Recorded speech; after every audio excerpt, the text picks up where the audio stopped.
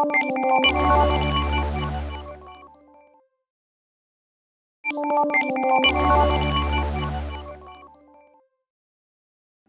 Assalamualaikum warahmatullahi wabarakatuh dan selamat sejahtera.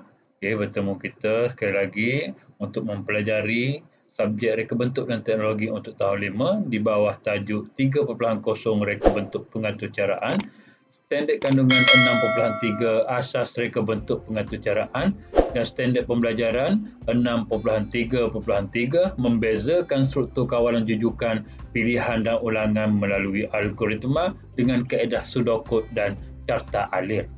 Jika if dan selagi while terdapatnya perbezaan antara penggunaan jika dan selagi.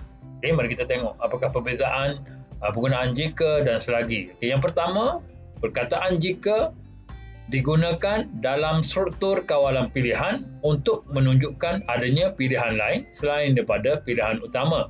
Manakala perkataan selagi dalam struktur kawalan ulangan pula digunakan untuk menunjukkan keadaan berulang-ulang sehingga arahan dipenuhi. Maksudnya di sini selagi syarat tidak dipenuhi, ia akan berulang-ulang dan ia akan tamat apabila syarat tersebut dipenuhi oleh sistem.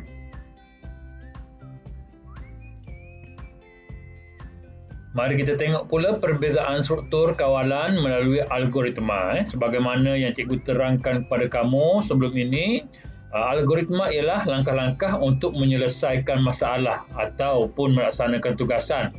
Algoritma boleh dijelaskan melalui Pseudocode ataupun carta alir.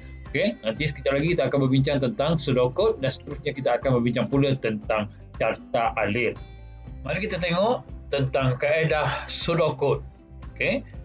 Berdasarkan permasalahan yang dihadapi oleh murid perempuan ini, iaitu sebagaimana yang dirungutkan, saya hendak membancuh air teh panas. Jadi bagaimana sistem kawalan apa yang kita nak gunakan? Jadi untuk permasalahan ini kita akan menggunakan Pseudocode struktur kawalan jujukan.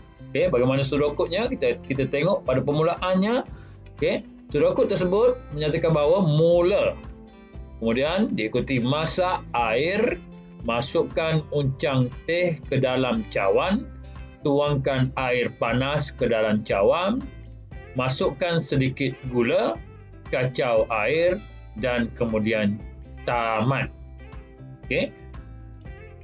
Seterusnya, kaedah Pseudocode yang kedua, berdasarkan situasi yang kedua pula, saya hendak membancuh air coklat panas.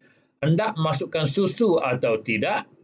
Jadi, Pseudocode struktur kawalan pilihan yang akan digunakan untuk situasi 2 iaitu berdasarkan Pseudocode yang telah ditulis ini, dimulai dengan perkataan mula, masak air, masukkan serbuk coklat ke dalam cawan, tuangkan air panas ke dalam cawan. Jika mahu susu, maka tambahkan sedikit gula. Tamat jika kacau air, tamat. Seterusnya, kaedah Pseudocode yang ketiga iaitu berdasarkan situasi yang ketiga. Panasnya hari ini, saya dahaga. Jadi, Pseudocode yang akan digunakan ialah Pseudocode struktur kawalan ulangan berdasarkan Pseudocode yang telah ditulis ini, iaitu dimulai dengan perkataan mula, minum air, selagi rasa dahaga, minum air lagi, tamat selagi dan tamat. Jadi itu dia 3 Pseudocode berdasarkan 3 struktur kawalan. Kawalan jujukan, kawalan pilihan dan juga kawalan ulangan. Marilah kita beralih pula kepada kaedah kedua dalam algoritma iaitu kaedah carta alir. Sebelum ini cikgu telah terangkan kepada kamu tentang simbol-simbol yang terdapat dalam carta alir dan kamu boleh rujuk pada muka surat 42 buku teks kamu untuk melihat kembali apakah maksud setiap simbol.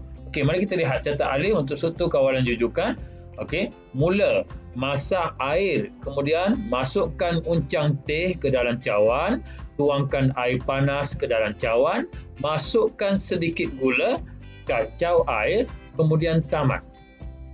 Itu ialah carta alih untuk struktur kawalan rujukan. Diikuti oleh carta alih untuk struktur kawalan pilihan. Baik, dimulai dengan perkataan mula, masak air, masukkan serbuk coklat ke dalam cawan, tuangkan air panas ke dalam cawan, dan kemudian dia pergi kepada kotak berbentuk diamond tersebut. Mahu susu? Ya.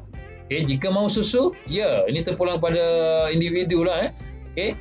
Kalau macam cikgu suka susu, jadi cikgu memilih ya. Kemudian jika ya, masukkan sedikit susu. Tapi jika kamu tak mahu susu, maka perlu ke proses seterusnya, iaitu kacau air ikuti oleh tamat. Itu carta alih yang kedua, itu struktur kawalan pilihan. Carta alih yang ketiga ialah carta alih untuk struktur kawalan ulangan. Bagi kes murid yang dahaga tadi, bermula dengan mula, minum air, kemudian kotak pilihan dekat situ, iaitu masih dahaga, ya. Kalau dahaga lagi, minum air lagi. Dia akan berulang-ulang dekat sini. Masih dahaga, ya. Kalau dahaga lagi, ya, minum air lagi. Dan jika dah tidak dahaga, maka tamatlah. Jadi, kalau kamu perhatikan perbezaan antara carta alih struktur kawalan pilihan dengan carta alih struktur kawalan ulangan. Carta alih struktur kawalan pilihan ni, dia ke sisi. Ke sisi kemudian ke bawah. Ya, ke sisi lah, ke sisi kanan. Kemudian menuju ke bahagian bawah atau bahagian straight tu. Manakala untuk struktur kawalan ulangan pula, dia menuju ke atas. Dan akan berulang-ulang sebelum ianya tamatlah. Dia nampak perbezaan.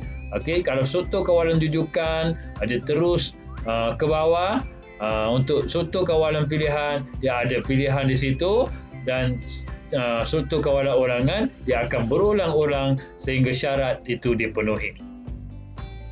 Bagi struktur kawalan pilihan, syarat pada struktur kawalan pilihan memberikan pilihan lain jika tidak memilih yang asal.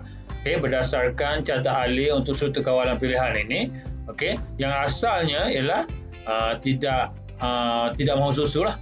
Tak ambil susu pun tak apa, tapi pilihan dekat sini ialah nak susu atau tak. Jadi itu menunjukkan pilihan yang ada. Pilihan lain yang ada. Struktur kawalan ulangan. Syarat pada struktur kawalan ulangan pula memberikan peluang ulang semula sehingga tamat. Berdasarkan carta alih struktur kawalan ulangan ini, di mana kita boleh lihat selagi syarat ini belum dipenuhi atau tidak dipenuhi, maka ia akan berulang-ulang sehingga ianya dipenuhi dan sistem akan tamat. Jadi untuk memberikan kamu lebih kefahaman tentang ketiga-tiga struktur kawalan, mari kita tengok ilustrasi yang cikgu tunjukkan ini.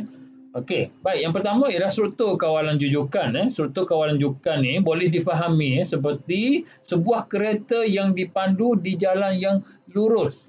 Itu yang kamu boleh fahami tentang struktur kawalan rujukan. Manakala struktur kawalan pilihan pula ialah bagi kamu boleh memilih jalan menuju ke destinasi. Kamu sebagai pemandu boleh memilih jalan untuk menuju ke destinasi. Itu menunjukkan pilihan di situ. Kemudian yang ketiga, struktur kawalan ulangan ialah seperti kereta Formula 1.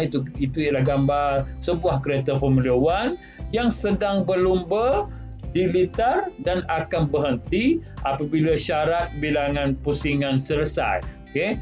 Di litar Formula 1 kita ada tempat berhenti, pit stop kita panggil kan. Kemudian ada bilangan pusingan. Contohnya kita kena lengkapkan 50 pusingan. Jadi maksudnya dia akan berulang-ulang sehingga 50 pusingan tersebut sebelum ia akan tamat. Jadi sekian dahulu daripada cikgu untuk minggu ini.